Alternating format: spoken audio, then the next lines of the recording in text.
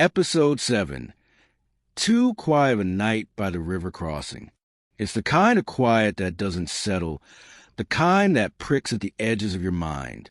Each night since Hank met ALERA, the stillness of the dark had always been broken by that unearthly howl. It was constant, like a ritual, an unspoken acknowledgement of their presence. But tonight, nothing. Not a whisper of wind. Not the echo of that thing stalking the edges of their world. Why didn't it howl? Was it biding its time, waiting just out of sight, its silence more menacing than the sound itself? Was it toying with them, sending a message that its absence was as deliberate as its nightly cries had been? Hank couldn't shake the feeling that they were being followed. But was it after both of them, or only ALERA? She was convinced, utterly certain, that the creature's intentions toward her weren't hostile, protective, even. It wasn't an attack, she had said. It was something else, something primal, unspoken, impossible to grasp. And yet, the doubt gnawed at him. Was she right to trust her intuition?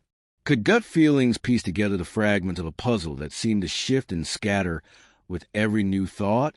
Or was he a fool to trust anything other than caution, knowing that sometimes what feels like protection can be just another form of danger? Scene 2, breakfast and a prayer. ALERA had the last watch, her silhouette outlined against the soft blush of dawn as the first rays of sunlight broke over the distant peaks. The red tint to the clouds made her pause. It was beautiful, but it carried an unease. Red in the morning was never a good sign. She shook the thought from her mind. Turning to the fish she'd left hanging to smoke overnight, Scout patted over, his tail wagging expectantly. "Not this time, boy," she murmured, but her resolve melted at the look in his eyes. Breaking off a small piece, she handed it to him. "Never leave a dog to guard your food," she teased, scratching his ears. Scout licked his chops in satisfaction, his tail swaying like a pendulum of triumph. Behind her, Hank stirred. His voice, groggy and thick with sleep, rose from his bedroll. "I do believe I fell asleep."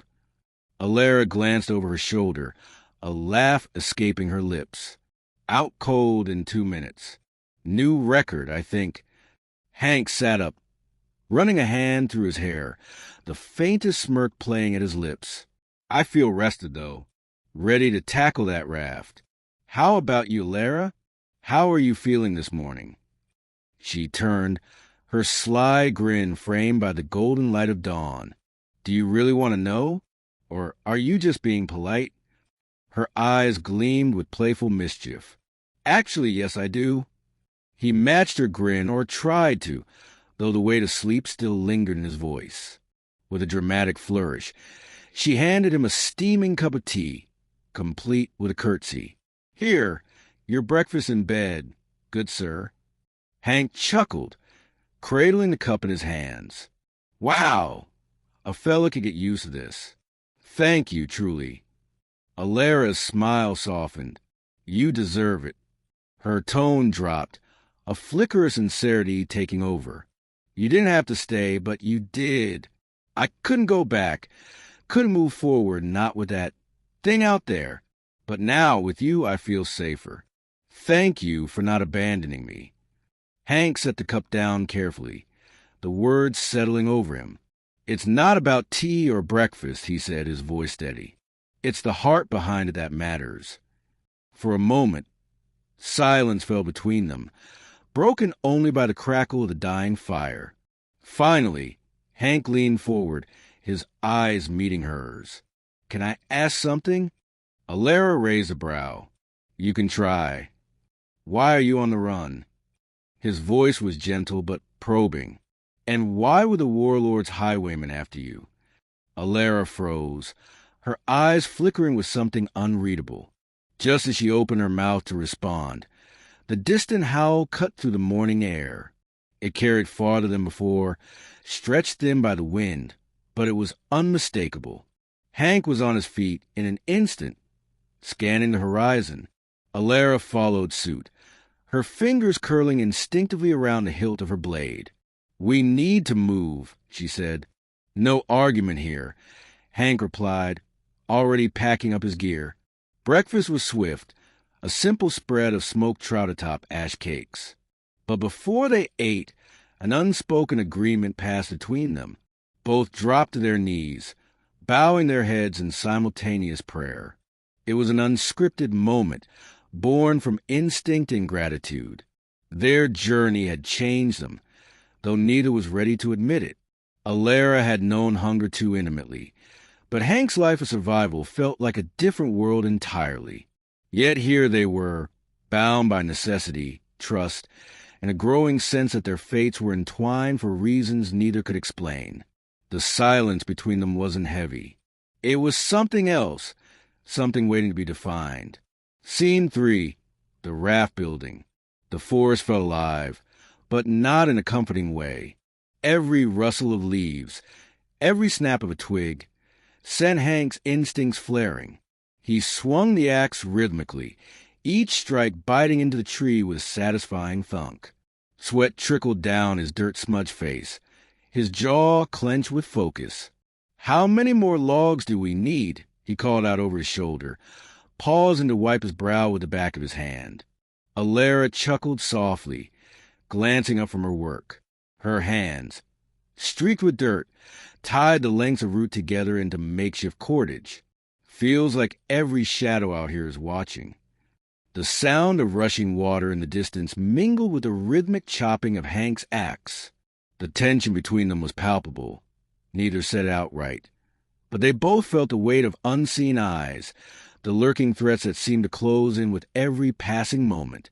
As Hank hauled another log toward the makeshift frame of the raft, he glanced at ALERA. She was crouched low, her dark hair falling in messy strands around her dirt-smudged face. Her buckskins bore the marks of the day's labor, but her movements were precise, deliberate. "You're good at this," he said suddenly, breaking the silence. She looked up, surprised. "At what?" "Surviving," he said simply, setting the log down with a thud. "You might not have had the training, but you've got grit. That counts for more than you think." ALERA paused, her fingers stilling on the cordage. For a moment, the tension in her face softened. "Thanks, but I'm just doing what I have to. Same as you."